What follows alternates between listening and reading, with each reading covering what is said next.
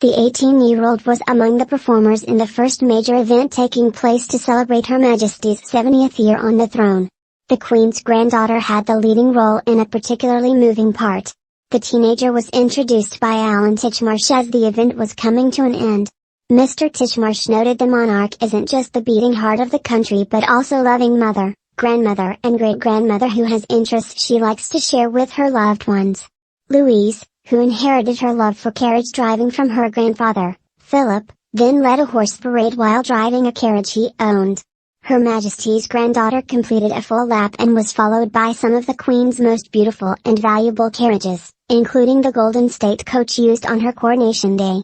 Her Majesty's granddaughter completed a full lap and was followed by some of the Queen's most beautiful and valuable carriages, including the golden state coach used on her coronation day.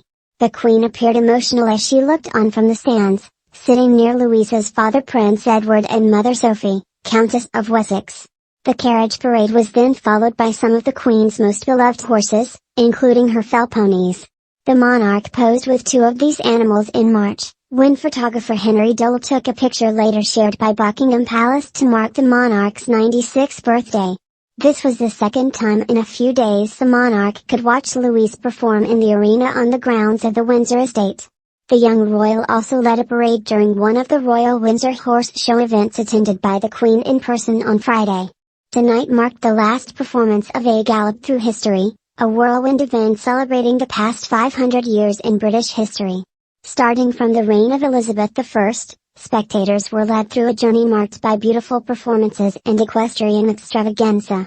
The event, part of the Royal Windsor Horse Show, featured more than 500 horses and 1,000 performers. Don't miss Hollywood May freeze Meghan and Harry out, claims production chief. Report, from Britain inundated with messages over prediction about the Queen. Insight, Meghan should have engagement ring matching creative personality. Analysis, Mr. Titchmarsh wasn't the only celebrity hosting the 4-act show. Among A-listers taking part in the event, was actors Dame Helen Mirren, Tom Cruise, and Damian Lewis. In an interview with Philip Schofield ahead of the show, Mr. Cruise said he is honored to have been asked to be part of the event celebrating the Jubilee.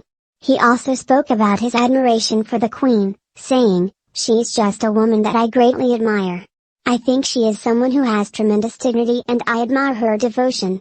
What she has accomplished has been historic. I just remember always as a kid seeing photos of her. She has met presidents, world leaders, people from all walks of life." Tonight's in-person attendance by the Queen to the splendid show marked the third time she has so far stepped out of her residence for a public visit this year.